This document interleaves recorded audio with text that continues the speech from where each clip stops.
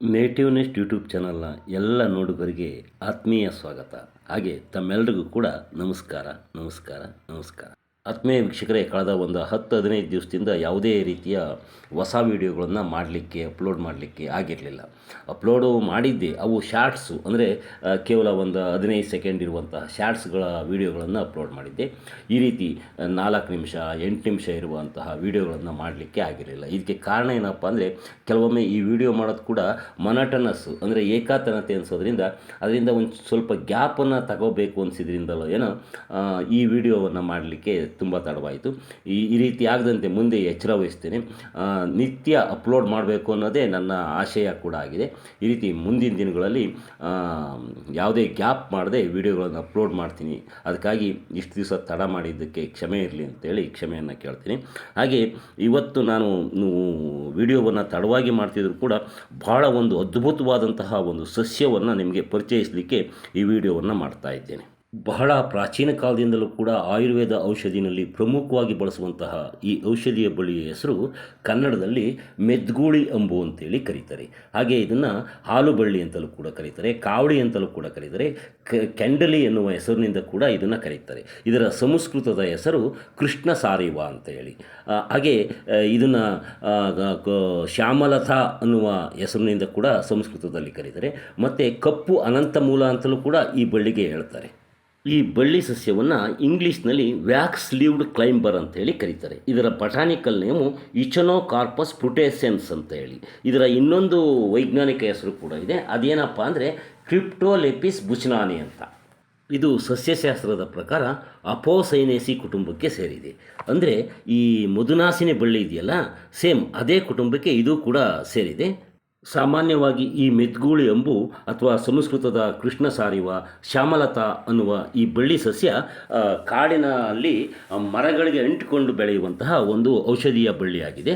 ಆದರೆ ನನಗಿದು ಕಂಡುಬಂದಿದ್ದು ಕಾಡಿನಲ್ಲಿ ಅಲ್ಲ, ಬದಲಾಗಿ ನಮ್ಮ ತುಮಕೂರಿನ ಸಿರಾಗೇಟ್ನಲ್ಲಿರುವಂತಹ ಕ್ರೈಸ್ಟ್ ಕಾಲೇಜ್ ಪಕ್ಕ ಟಾಮ್ಲಿನ್ಸನ್ ರೋಡು ಅಂತ ಇದೆ. ಆ ರಸ್ತೆಯಲ್ಲಿ ಒಬ್ಬರು ನಾಟಿ ವೈದ್ಯರಿದ್ದು, ಅವರು ಈಗ ಇಲ್ಲ, ತೀರೋಗಿದ್ದಾರೆ.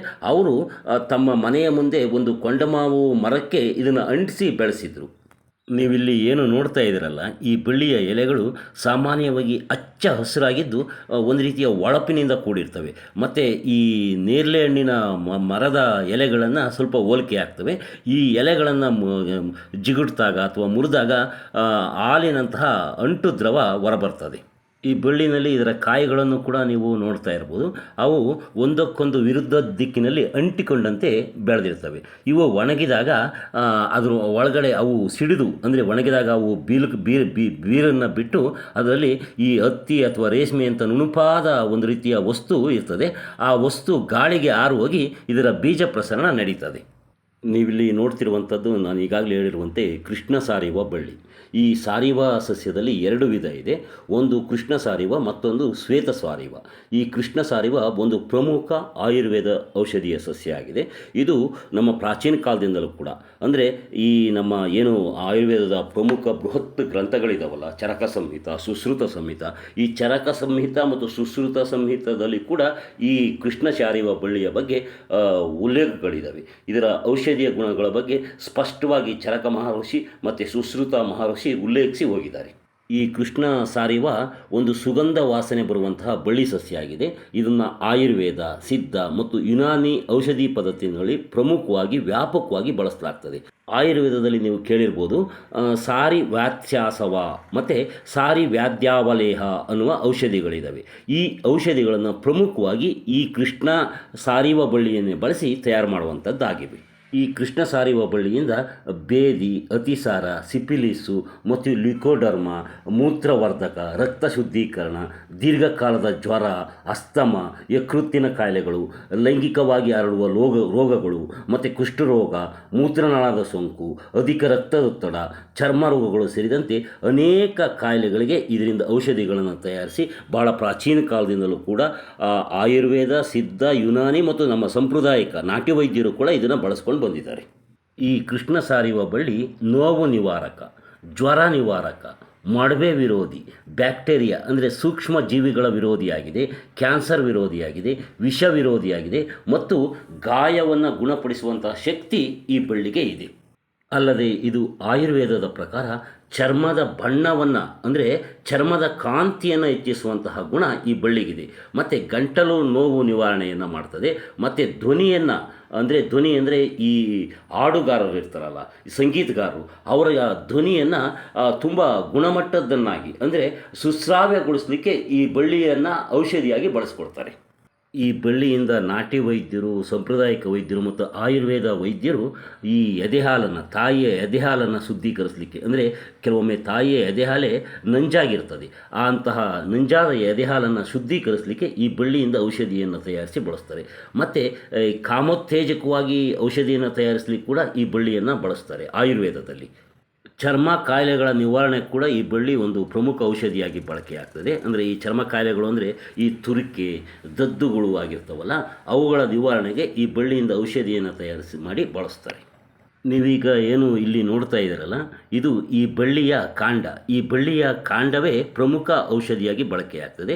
ಈ ಬಳ್ಳಿಯ ಕಾಂಡವನ್ನು ಕತ್ತರಿಸಿದಾಗ ಕಪ್ಪು ಬಣ್ಣಕ್ಕಿರ್ತದೆ. ಹೀಗಾಗಿಯೇ ಇದನ್ನು ಕೃಷ್ಣ ಸಾರಿವ ಅಂತೇಳಿ ಕರೀತಾರೆ.